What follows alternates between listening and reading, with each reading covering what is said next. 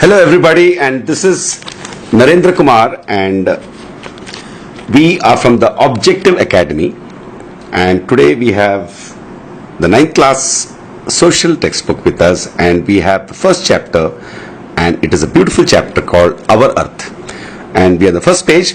So you can have a look at the textbook content, and I will read out every word and every line of the textbook. This helps us to have a very, very clear and complete understanding of the content of the textbook, which in turn helps us to do well in exams, firstly, and secondly, to have an in-depth understanding of the subject. So let's start right away. Our Earth, page number 1, social textbook of 9th standard SSC AP syllabus, social studies. Our Earth. We live on this earth along with millions of other animals, plants, and microorganisms. We human beings arrived on this earth about 1 lakh years ago. Arrived on this earth means, obviously, it doesn't mean you came from another planet. Obviously, it means you evolved and became complete men and women. So the men and women like you and me arrived on this earth about 1 lakh years ago. 1 lakh, 100,000 years ago. More than any other animal. So human beings have been trying to make the earth a better place to live in. We have been constantly trying to change ourselves and our surroundings. In this process, we have entered into conflict also with other inhabitants of the earth and amongst ourselves too. But above all, we have tried to understand our earth and our activities so that we can live a better life. So that has been our goal. For long we have looked at the earth as a storehouse of resources which we can exploit and use at will. Gradually, we are realizing the fallacy of this viewpoint. Fallacy means the error. Our reckless means without any purpose and without any clarity. Our reckless exploitation of the earth has meant the destruction of forests, rivers, hills, fellow animals, and even fellow humans.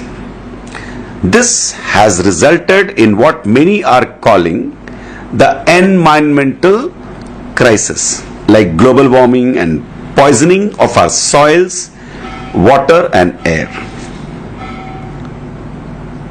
Today, more than any other time, we need to build a new understanding of our earth, how it works, and what we do on it, and what we do with each other. So this is the introduction. In class 6 to 8, you have studied about diverse people living in different kinds of lands in different times. So diverse people means different people living in different kinds of lands. Some are like this and some are like that in different times. But how they use the forests, soils, water, and minerals of the earth. In the following 4 chapters.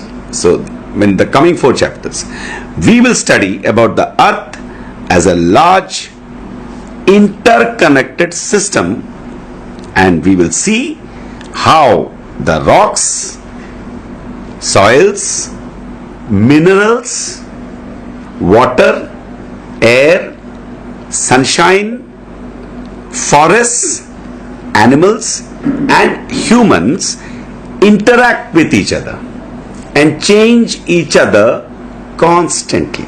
So this is a very deep statement in one sentence. I read it again. In the following 4 chapters, we will study about the earth as a large interconnected system. Okay, we will see how the rocks, soils, minerals, water, air, sunshine, forests, animals, and humans interact with each other and change each other constantly. So I think you got the English there, the English part and the meaning there. So that completes the introduction to our Earth. So much has been said in the introduction. So in the sequence is very clear cut. He talks about the Earth, when it came into existence 1 lakh years ago, how we are spoiling it, how we are exploiting the resources, and the need to understand our Earth, and how all these things, rocks and soils and minerals and water, air, sunshine, forests, animals and humans interact with each other constantly, and that is what we will be studying in the next 4 chapters. So that is a wonderful introduction. Now we go to the next unit.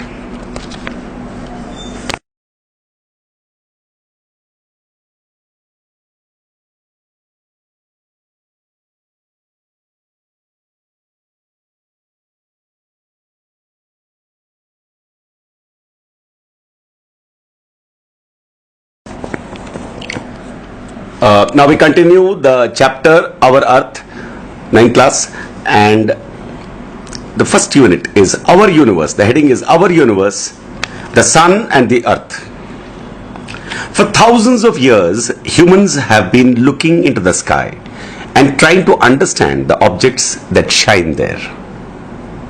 The stars that remain fixed vis-a-vis each other, and the sun, the moon and the planets which keep moving across the sky.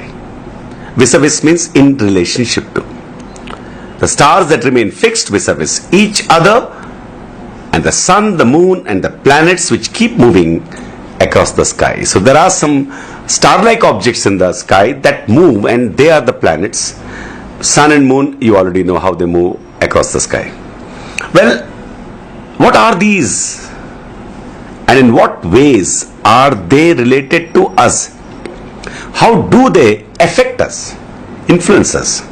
Many people studied these objects very carefully, noting down all movements and happenings in the sky.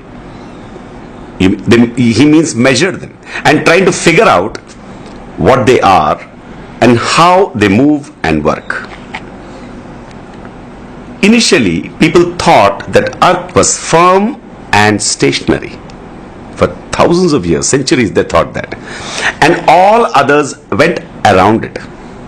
Since things have been like this for thousands of years, they also thought that the Earth, the stars and sun have been like this forever and will be like this forever, without any change. This is a very important point. They thought that they will be like this forever and there will be no change at all, or there was no change at all. About 500 years ago, scientists came up with a new understanding that the Earth is not in the middle of everything, that it is actually moving around the sun, and that the sun itself is also moving, and that the countless stars in the sky are actually so many suns. So many stars. The sun is also a star. During the last 100 or so years, people have even figured out that stars are born. They grow old and even die. So they die. Stars just vanish. So those are the things that you will understand slowly, step by step, of how they are born, how they remain stable, and why they die finally. Scientists have figured out that the stars are actually part of larger groups called galaxies, and that there are millions of galaxies in the universe.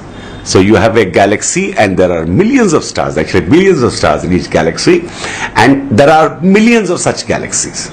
So you can imagine the staggering the size of the universe. Now they are of the view that the universe itself started around 13.7 billion. Billion means 100 crores. 13.7 100 crore years ago with a big bang, and that it may end several billion years later. So this is something fascinating, something extremely wondrous. 13.7 billion years, not 13.7 years, 13.7 100 crore years. So you know what is 100 crore? You know, people have 100 crore rupees. So 100 crore property. So 100 crores, 200, 300, 1,000, 13.7 billion, 1300 crore years back, there was a big bang, and that it may end several billions years later. From this were formed galaxies, and within the galaxies were formed stars, and around many stars, planets formed and went around them.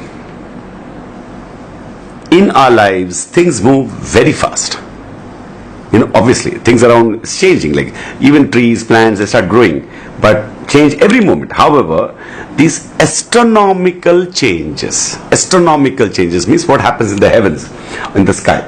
Astronomical changes take place over thousands and even millions of years. So it's not that it's just changing all around. Today, human beings are investigating and trying to understand these very distant and complex phenomena. To study all this, several spaceships, you all know that, you keep seeing in the newspapers, have been sent into the sky. Human beings have even landed on the moon. The moon that we see in the night, human beings landed, very well. In 1969, Neil Armstrong was the first man to step on the moon. Spaceships have landed on nearby planet Mars, and some have even gone beyond the end of our solar system from the Earth. So we have sent spaceships. In short, the Sun and the Earth are a part of a much, much, much larger universe which is constantly moving and changing. That is the wonder. The Earth and life on it are products of these changes and are influenced by them. They are products of these changes. The Earth and all this came because of these changes, and they are also influenced constantly by these changes. So that is the whole setup of the whole universe. So before we try to understand the Earth, obviously we should understand where we are in the whole universe. So that completes the unit, our universe, the Sun and the Earth. Now there are two points here in the inboxing points which are very interesting. Let's go into them. Why do you think people today are curious to know about the secrets of distant stars and galaxies and the beginning of the universe? Now, why do people want to know about the secrets of the distant stars, galaxies, even the beginning of the universe? So why would anybody want to know that? So I'm sure all of you will say, it's such a wonder to know all that. To know is the primary quest of human beings. They want to know. In fact, it is because of such curiosity, such daring curiosity, I would say, thinking and curiosity and imagination, that we came to know so much, and then later we found so much of understanding. So that itself is such a great thrill. Also, there are many uses also. It doesn't come directly. The use doesn't come directly. Indirectly, the use comes.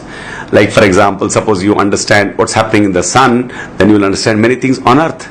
Then you have a deeper understanding. So main point, I think, personally I would say, is that everything is so interconnected. So you can also think up of your own reasons as to why man wants to probe into the stars and the galaxies and the beginning of the universe. So you must all write down your own observations, your own thinking, independent thinking on this question. Second is, initially people thought that the earth was at the center of the universe, and human beings the most important creation. That was what people believed. For a long time, people believed that human beings are the center. We are the center of the universe and all that. But later, they found out, what difference does it make to us to know that we are a small speck, insignificant speck in this vast universe? How does your feeling or your perception change? So I'm sure you can think about that. If you now, with this unit, you must understand we are nothing in the universe. So what happens? We lose the self-importance, we lose our egos and our vanities, and we think that we are the center. We are not really the center, and we realize we are also part of this whole universe. What kind of feeling comes? I'm sure that's how it comes to me. I'm sure you can write down a beautiful essay, a short essay on this question by your own self. And read about the solar system and the planets if you want more details in chapter 10th of stars and the solar system, and chapter 8 science textbook also you can read, or you can listen to the video. You can do both these things and you can have a full understanding and facts and details about this unit of our universe, the sun and the earth. Now the next unit would be Earth as a planetary body. So we are slowly, from the universe, we have come down now to Earth. Now, in the next unit, obviously, further we will go more and more deeper into what is this Earth. This our Earth, our beautiful Earth.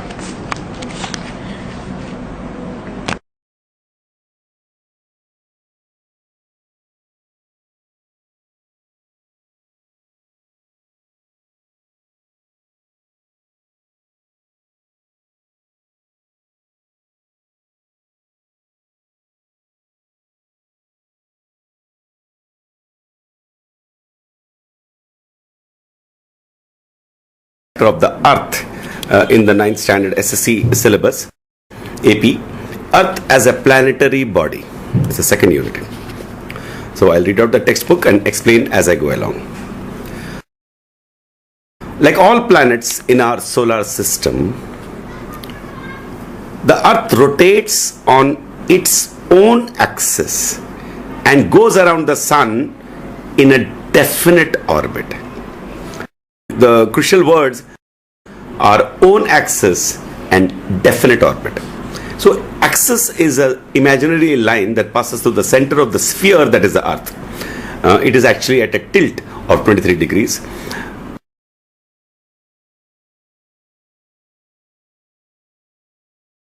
So it's like a line which passes through the complete center of the Earth. And definite orbit means it doesn't change, it just goes around in a particular definite orbit. The orbit is the path of the Earth around the Sun. This orbit is on a uniform plane. I repeat, this orbit is on a uniform plane, which is called the plane of the orbit. So here the crucial word is plane. A plane is like a tabletop, the table, the surface of the table. It's a plane. A plane can also be at an angle. So this orbit doesn't go up above or below the plane. It is on a plane. So it's on, if you make a imaginary flat surface which touches all the points of the path, it's as if the Earth is going on a table, imaginary the surface of the table. That is called the plane. Uniform plane, which is called the plane of the orbit. Now you can look at the three pictures. Look at these pictures of the Earth, Sun and the orbit. Which one do you think is the correct picture? Circular path,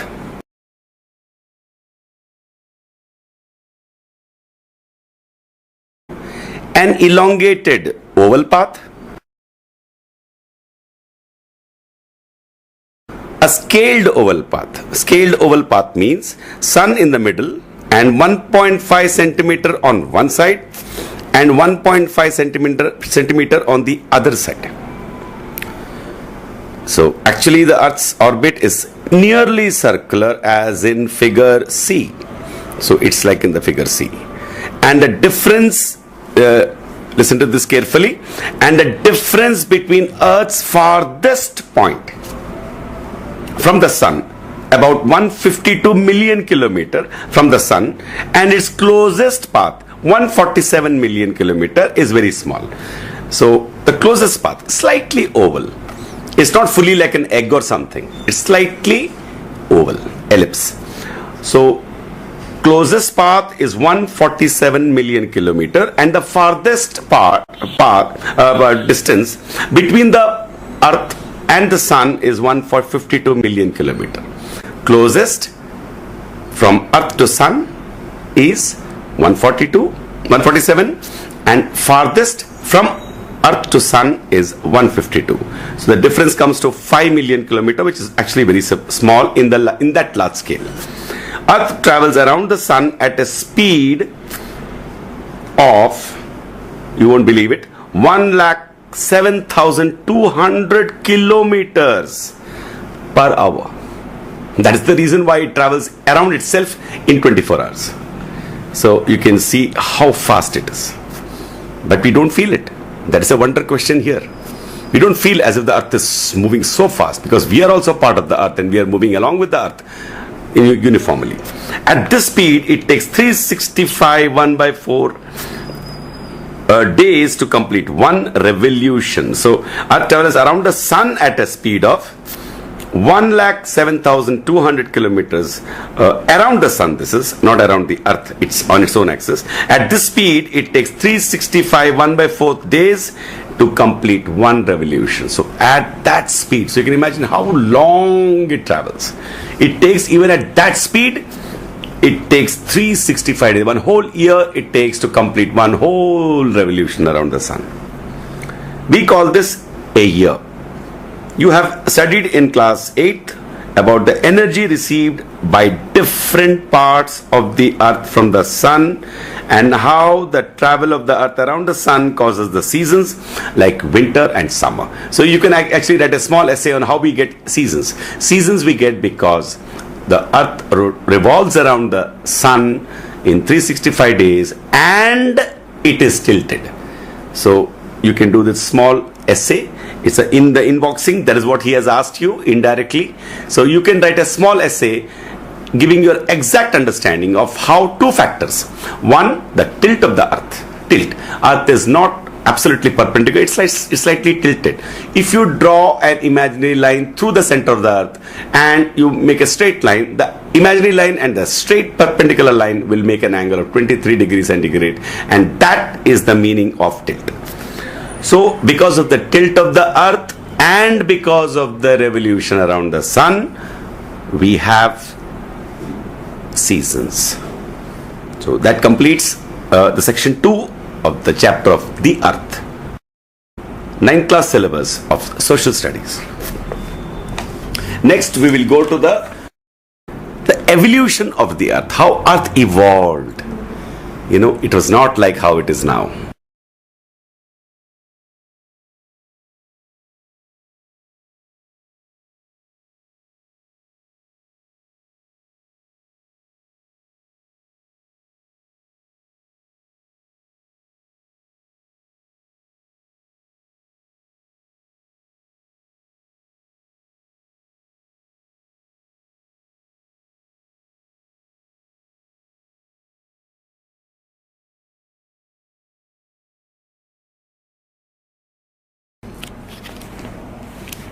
Now we come to the third unit, and it's a very beautiful unit called the evolution of the earth in the chapter of Earth, 9th standard SSC AP social studies syllabus.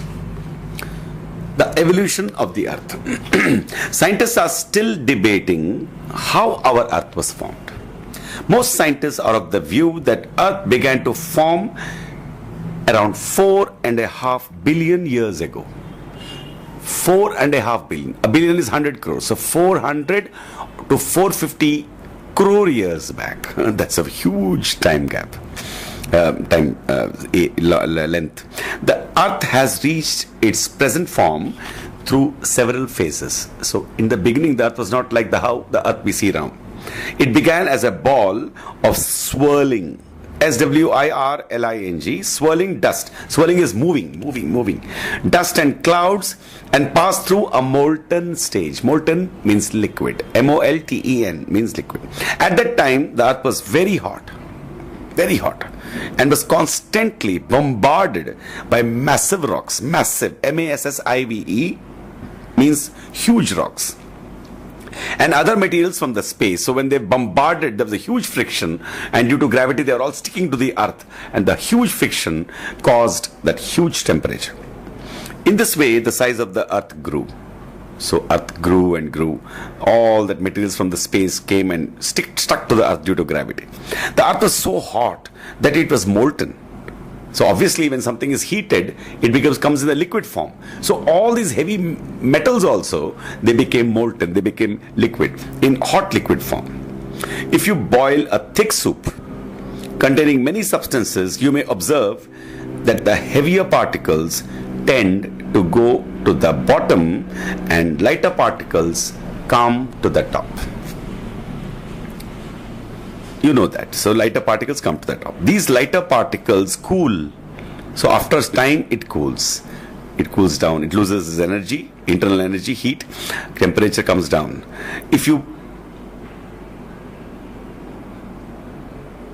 These lighter particles cool at the top and form a layer of crust. C-R-U-S-T, crust, like the cream of milk. So on the top, thin layer of crust. Thin means compared to the huge size of the earth. These lighter particles cool at the top and form a layer of crust like the cream of milk. Similarly, while heavier substances formed the part of the molten core, lighter substances rose to the surface and cooled. So the heavier particles were, in the liquid form. Slowly an upper crust of lighter and cooler materials formed covering the molten interior. So it's so interesting. The lighter particles came up, the heavier particles were in the liquid stage. The lighter particles cooled down and became solid, and they formed the crust. As the Earth's interior continued to cool, it went on cooling. It contracted. So when something cools, its size decreases. So it's contracted and stuck like that. And the outer crust wrinkled. So when you contract, it doesn't contract smoothly. This is a very important point. It wrinkles, So when you wrinkle means up and down. You have these wrinkles on the face, they say. For old people have wrinkles. The flesh has gone up and down. So like flesh on an old man's face, the face of the earth had wrinkles, because it cooled and did not cool uniformly. So as the Earth's interior continued to cool, it contracted, and the outer crust wrinkled, W-R-I-N-K-L-E-D, forming ridges, which means ups, mountains, and basins, low areas, which became oceans later. So this is a wonder point. So when you next go to the beach and see the oceans, you must imagine and realize that these oceans were formed by that kind of huge, large-scale processes. The atmosphere of the earth consisted of different kinds of gases, including water vapor. So water was in the gaseous form, and there were other gases. Most of these gases were such that life as we know it could not have survived on it. So those gases were not helpful to life then. It didn't have oxygen, which is necessary for us.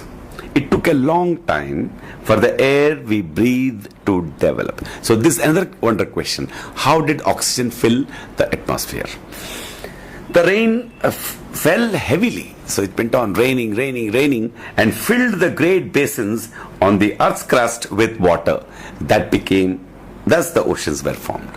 So we have understood something fantastic. We have understood how mountains were formed. We have understood how oceans, these are one kind of mountains, and how oceans are formed, how earth was formed, and how it took a long time to cool, and finally it became cool. For perhaps 1/2 of the long span of Earth's history, this whole process, you won't believe it, took more than 200 crore years. So it's not as if morning it was hot and evening it became cool. It took 200 crore years to cool. The planet Earth remained till then, and the planet Earth remained barren, which means no life, lifeless. Then life appeared, first in the oceans. So you know that life first appeared in the oceans. Slowly, you had those living entities which were both in ocean and water, ocean and land, and then slowly the land animals and living entities came. It slowly evolved into diverse plants and animals, including human beings. Human beings, as we have seen, they came 1 lakh years back, over millions of years. So over millions of years, the life came and filled the earth with almost hundreds, thousands of species of life.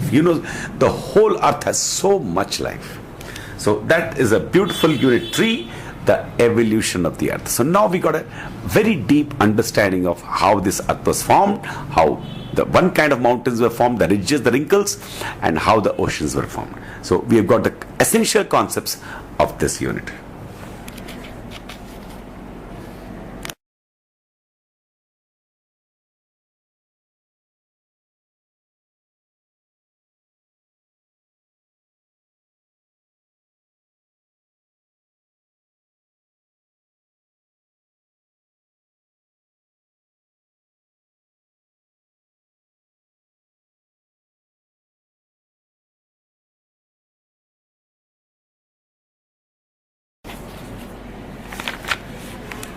Now we go to the 4th unit of the chapter called Earth.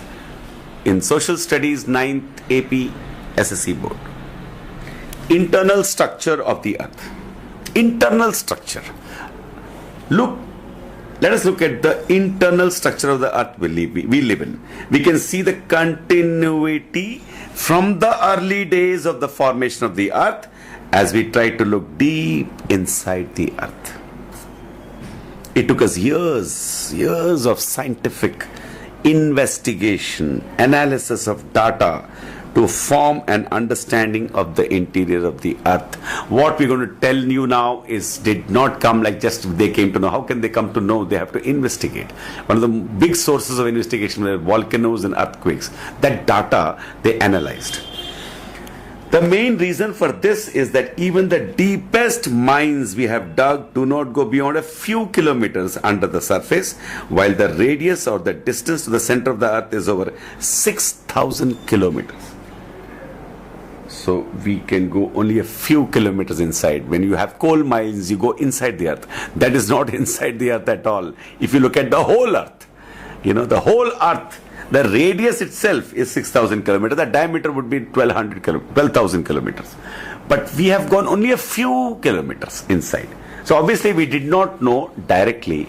We came to know about the internal structure of the earth like a detective from data given by earthquakes and volcanoes. The earth is made up of three main layers.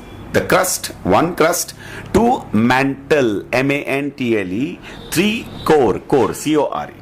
First let's see crust, one crust. We live on the outer part of the earth and that is called the crust. You saw in the last section, how this layer was formed. This layer goes up to the depth of 30 to 100 kilometers. So 30 to 100 kilometers it goes. So some places is 30, 40, 50, 100, 60, like that. The crust mostly consists of various kinds of rocks. So you have these hardened rocks. That is a crust. Second, mantle. It is from 100 kilometers, till 100 is already crust.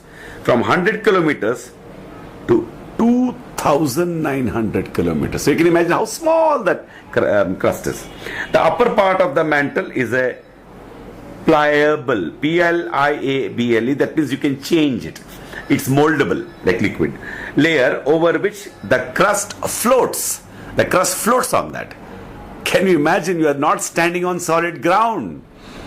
Only till 100 kilometers it's solid. Beyond that it is liquid, and that goes from 100 to 2000, almost 2800 kilometers. It's all in liquid form. That is called mantle.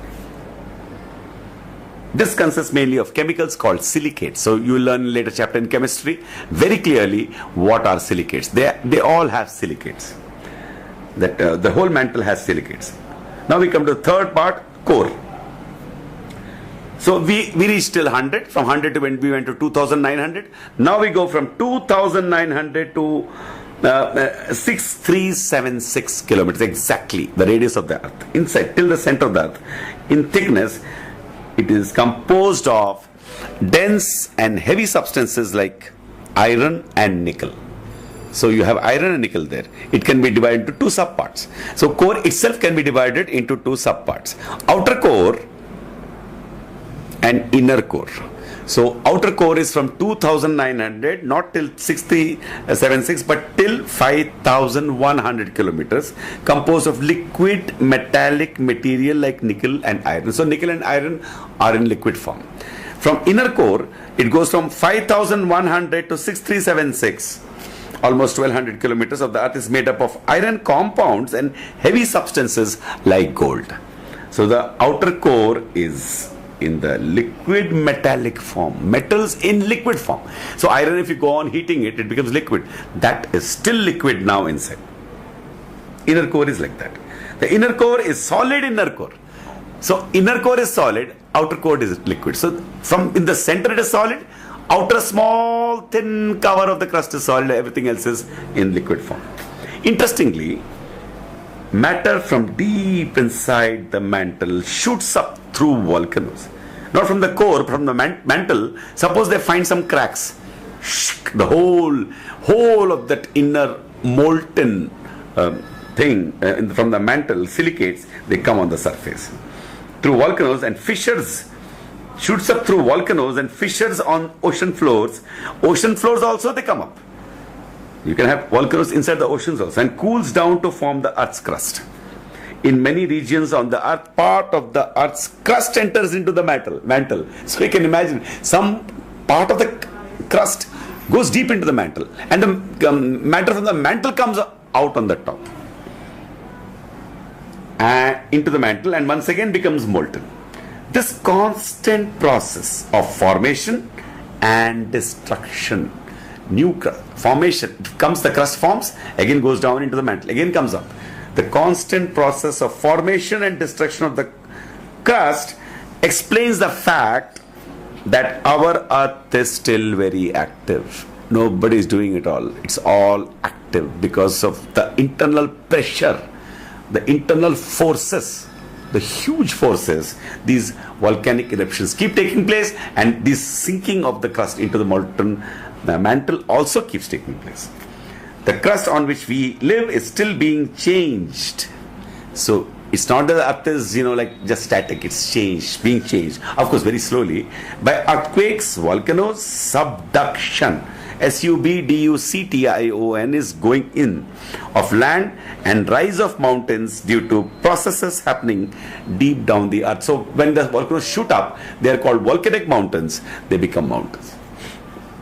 And so obviously, if there's a small inbox, we'll do that inbox. Do you know the crust forms only 1% of the volume of the Earth? So if you take the sphere and you find out the volume of the crust, it's only 1%, just 1%. And 60% is mantle and 83% is core. So the core is huge. The thickness of the crust is just about the thickness of the shell of an egg. So if you imagine the Earth to be an egg, then what is the crust on which we are standing? It is only 1%. It's just about the thickness of the shell of an egg. If we assume that the size of the Earth is equal to the size of an egg. And there is another question which you can do as a thinking question and a research question which you can do at home. So that completes the unit number 4, which is a very, very interesting unit. And next unit will be unit number 5 of the chapter of Earth, movements of the Earth's crust.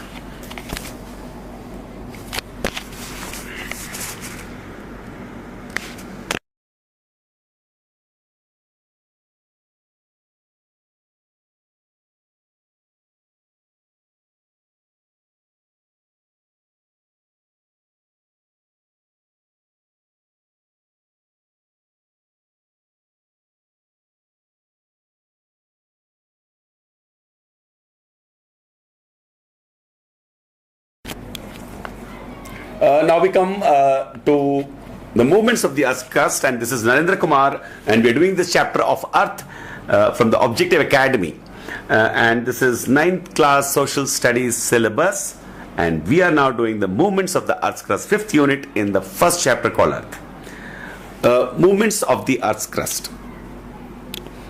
The shapes and positions of the continents may seem fixed at the time scale of human experience. You must understand this sentence. When you look at the Earth, we know that America will be America only, South Africa will be South Africa only, India, Asia will be Asia only if we consider the human experience of time, like 1,000 years, 2,000 years. But, however, when you look at how old Earth is, continents have moved, collided, merged, and then been torn apart again. Now this is fascinating. All the South Africa, South America, Asia, all these continents, if you see the whole longer period of time, very, very long, you will find that they have moved. Yes, he has used so many words here. Collided. That means one part collided with another. Merged. One part merged with another, and one part split into two parts. Torn apart means split into two parts. Mountains have risen and been raised to the ground. So mountains came up, and sometimes mountains vanished also. Both happened. Oceans have formed and dried up. So oceans formed somewhere and they even dried up. Valleys have been carved. Deep valleys, the low valleys between mountains. and so on during the course of the Earth's eventful history. EVENTFUL. Eventful means so many exciting events happening there. In the early 20th century, a German meteorologist, meteorologist, and geophysicist Alfred Wegener introduced the theory, very famous theory this is, of continental drift. Drifting, moving slowly here, there. Continental drift, obviously the words itself give the meaning.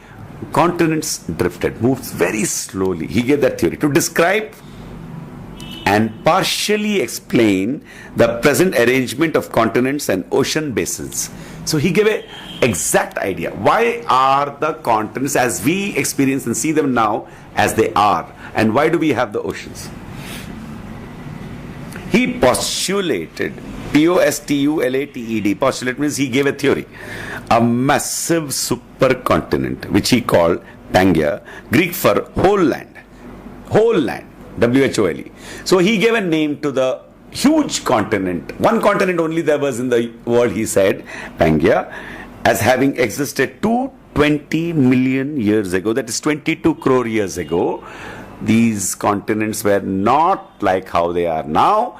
They were one whole landmass, and then breaking apart into several large sections. So that whole Pangaea broke apart into several large sections. He suggested that these sections moved away from each other. So what he said was that these big Pangaea broke into sections, and they slowly, very slowly. If you consider the human time frame, it's not at all moving also. So don't think that the continents are moving. We won't be moving like a ship or something. Okay. He suggested that these sections moved away from each other over millions of years. Some continents collided with others. They are still moving around. They're still moving around very slow.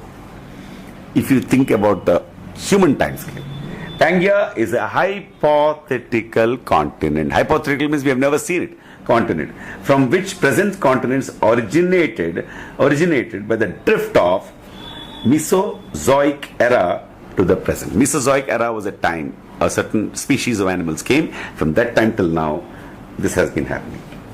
Wegener hypothesized that the supercontinent of Pangaea broke up to form. Now what did that big supercontinent form? One, Laurensia, Laurensia, present North America, Greenland, and all of Eurasia north of Indian subcontinent. So first that was formed.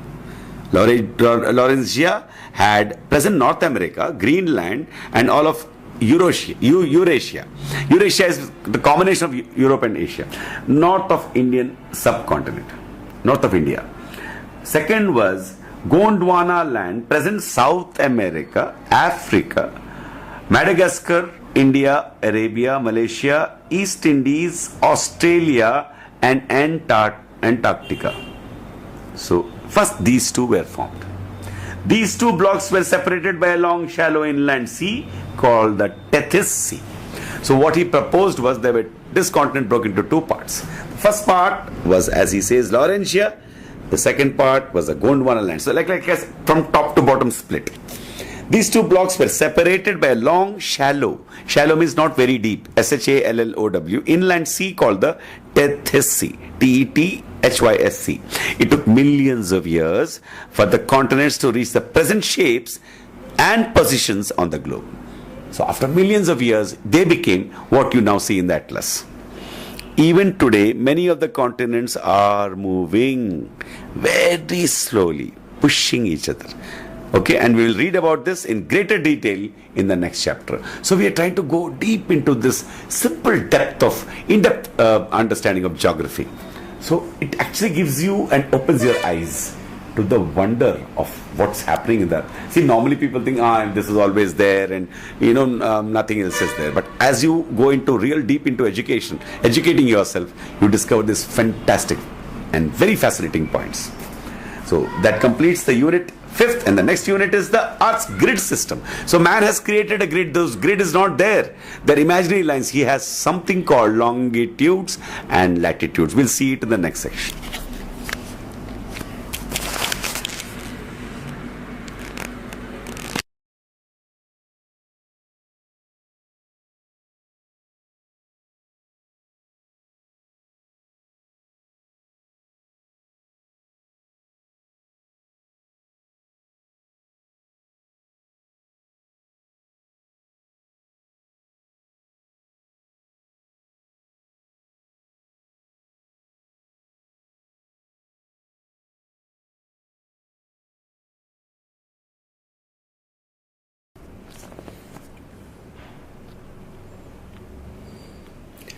Now we go to the sixth unit of the chapter of Earth in the 9th class social studies syllabus of the APSSC textbook, the Earth's grid system.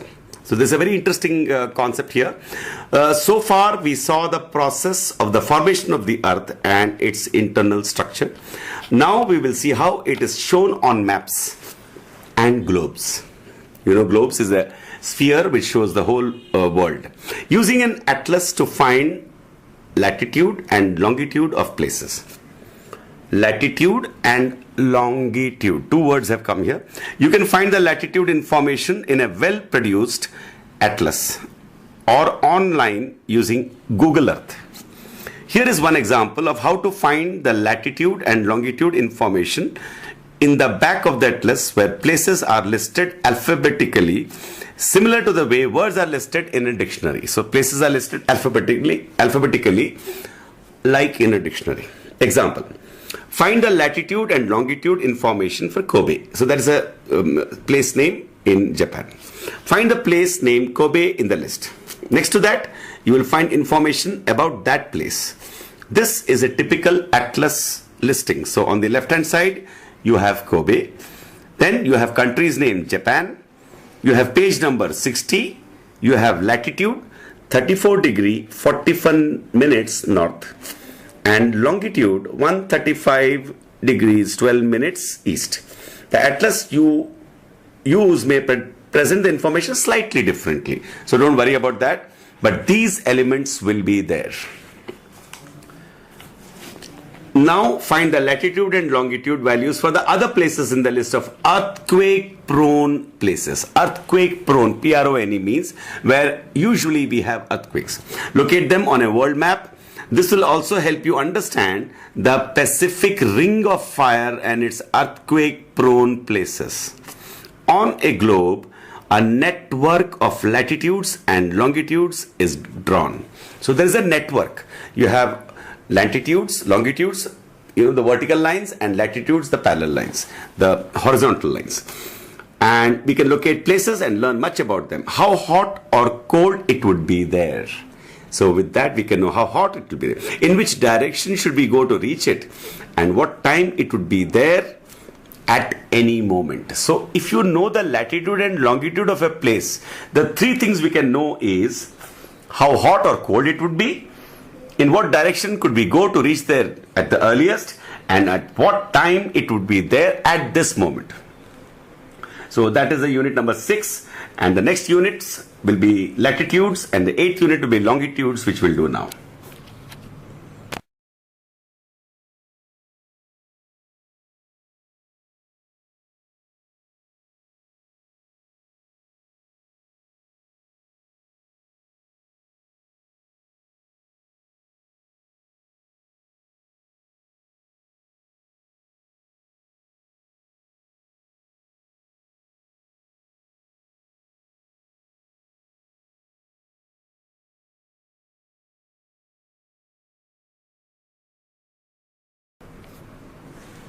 Now we come to the 7th unit of this chapter called Earth, 9th standard social studies, latitudes. The horizontal circle, not line but circle, that goes round the Earth exactly in the middle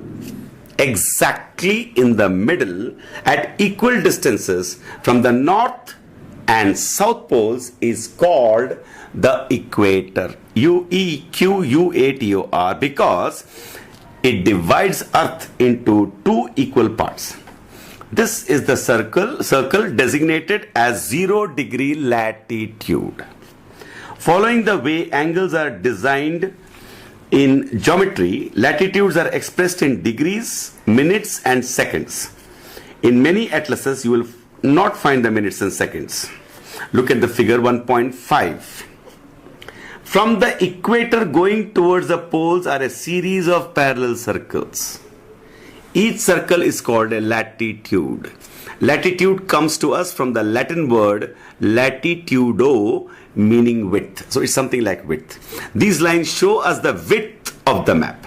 Width, left to right. Latitude values range from 0-degree equator to 90-degree north, the North Pole, and 90 degrees south, the South Pole. So from 0-degree equator to the North Pole, they have divided into lines. They are not real lines, they are imaginary lines. There is no latitude less than 0 nor greater than 90 degree. Every latitude must be designated with direction. N for north or S for south, toward south and toward north. For the equator, there is no north or south direction or designation because it is the equator. Some latitudes are given special names. Some particular latitudes are given special names. These are related to the patterns of sunlight falling on Earth that you would have studied when you learned about the seasons and Earth's revolution around the sun. Patterns of sunlight falling. Equator is the largest among all the latitudes. All the other latitudes on either side gradually become smaller and smaller until the poles. At the poles, the 90-degree north and 90 degrees south are not circles at all. They have become points. That half of Earth between the equator and North Pole is called the northern hemisphere. Hemi means half. Hemisphere means half a sphere. The half that is between the equator and the South Pole obviously is called the southern hemisphere. Counting from one pole to the other, there are how many latitudes? 180 main latitudes, not counting the equator. So from the equator to the top, it has been equally divided in terms of width 90 parts, and 90 parts from equator to the bottom South Pole. So that is a simple point. Wonderful information, very powerful information we have got now. We have understood the imaginary lines which are parallel, circles around the globe. Starting from equator upwards is the latitudes towards north. Starting from the equator to the pole, South Pole is the latitudes towards south. And total we have 180 main latitudes from one pole to the other. So these are the latitudes. Now we go to the next section, and that is called longitudes.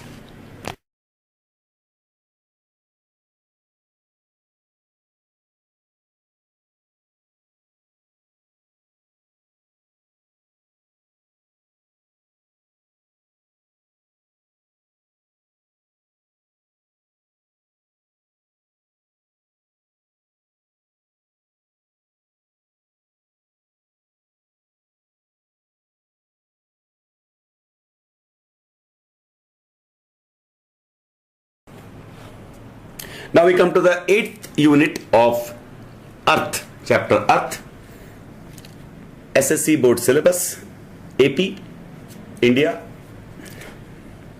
Longitudes.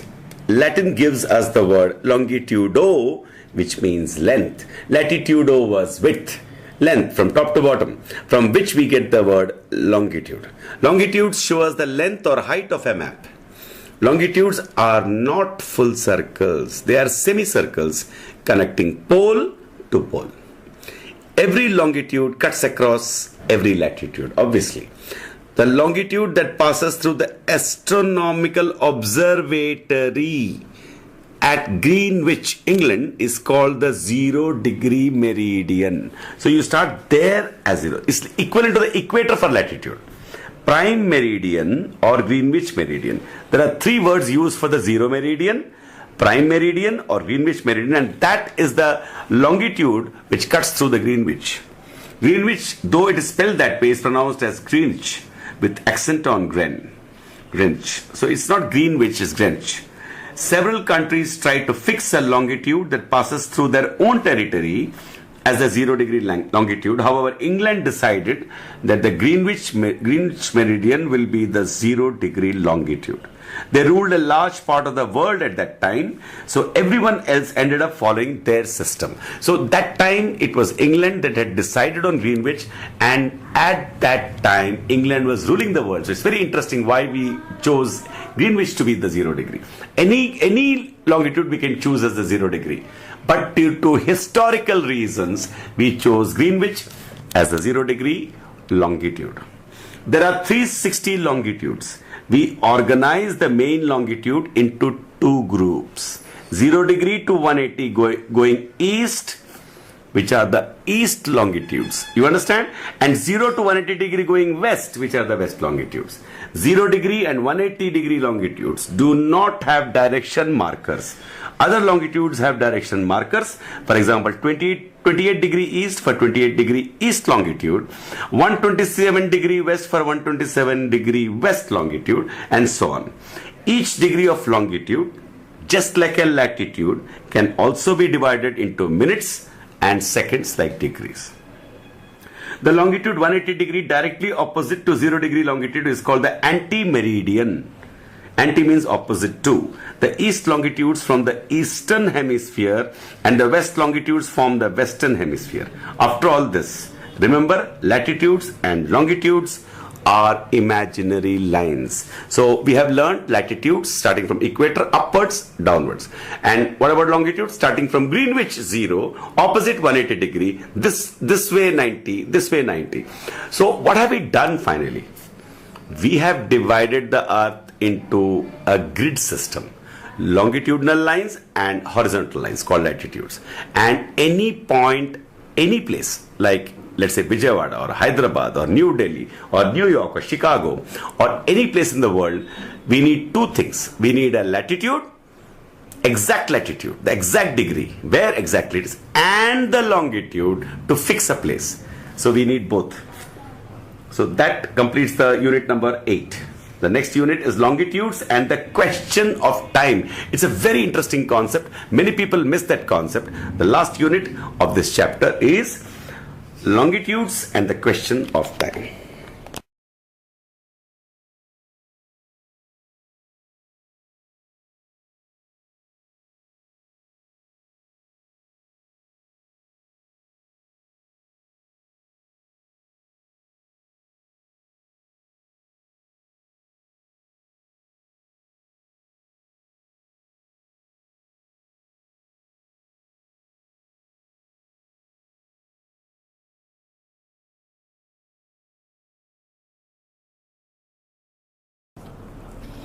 Now we come to the last unit, the 9th unit in the chapter called Earth in Social Studies, first chapter, 9th class, SSC AP board syllabus. Longitudes and the question of time. It takes 4 minutes for the sun's position to move 1 degree of longitude. What does this concept mean? It takes 4 minutes for the sun's position to move 1 degree in that whole scheme of longitudes. This means that time is different for each degree of longitude. For example, when the sun is directly overhead at 10 degree east longitude, the local time there is 12. So when the time is directly overhead, obviously the time is 12 o'clock. But what is the time? A little this way or that way. But it is 11:56 AM, anti-meridian at 9 degree east, and 12:04, which means 12 o'clock 4 minutes PM post meridian at 11 degree east. Obviously this can cause a lot of confusion. Now just imagine, let's try to find out what we are talking about. The time cannot be the same. If the sun is overhead at Vijayawada, then it is 12 at Vijayawada. But is it 12 at any other place? No, because the time of the day is varying because of the earth's rotation and the sun being overhead and where the sun is. So sun could be overhead at Vijayawada but be setting at another place. So interesting. So how did man solve this problem? Therefore, the world is divided into 24 time zones, starting from the Greenwich meridian, going east and west. The width of each time zone is 15 degree of longitude. So they have taken a sufficient long time, like 15 degrees. So this means the difference between one time zone and the next is 1 hour. 15 degree of longitude into 4 minutes per longitude is 60 minutes. Let's get this point here. The world has been divided into 24 time zones. The width of each time zone is 15 degree. But for 1 degree the difference is 4 minutes. 2 degrees 8 minutes. 3 degrees 12 minutes. 15 degrees 60 minutes. So there is a difference of 60 full minutes, 1 hour between one time zone and the other. As you go east from Greenwich meridian, you add time. As you go west of the Greenwich meridian, you subtract time. When it is noon, 12 o'clock in the day on Monday at 0 degree longitude, it is midnight at the opposite longitude, the anti-meridian. Just to the west of 180 degree, the Tuesday is just beginning, while to the east, Monday is just ending. So it's so interesting. Notice that if you follow the calculated time zone boundaries, some countries, big countries, would have more than one time zone with less than 1 hour division. For example, India would have 2 half-hour time zones. That means the time between western and eastern parts of India would be different by half an hour. With the far-flung northeast, even more different. More northeast, more different, Arunachal Pradesh. This is considered too complicated to be useful. So India can have 2 time zones. But is it convenient? Half an hour doesn't matter. So what they did was, India has only 1 time zone. They decided it like that. In such situations, some countries choose the time along one of the meridians that pass through its territory and follow the time of that meridian only for the whole country. This time is called standard time. For India, it is called Indian Standard Time. So we don't have 2 times in India. We don't have 2 time zones. We have only 1 time zone. The Pakistan, it is called Pakistan Standard Time, and so on. The advantage of this is that in India, for example, wherever you are, it is the same time. So suppose you are in Calcutta, if it had 2 time zones, in Mumbai the time would be different. Suppose you have to go for an exam in Mumbai, you'll have to again get complicated and get confused. But India being not that big, it has 2 time zones. Though it has 2 time zones in terms of geography, in terms of daily living, it made only 1 time zone. They may divide their country into more convenient time zones, usually with 1 hour difference between one time zone and the next. So in the US, you have many different time zones, because US is very big country. It will be like, you can't have a same time zone for afternoon and evening. Half an hour difference is okay, but you can't have more difference. So some countries, they have no choice. They must have more than 1 time zone, and United States of America does have like that. So that completes the chapter. So it was a wonderful journey. In this whole chapter, what all did we learn? We learned so many wonderful facts about the interior of the earth, about the formation of the earth, about the beginning of the earth and the beginning of the universe. We also understood about longitudes and latitudes. I'm sure you enjoyed the whole chapter, and all these facts will remain in your memory and in your usage all your life. Thank you so much. This is Narendra Kumar, and we finish chapter 1 of 9th class social studies, Earth. Thank you so much.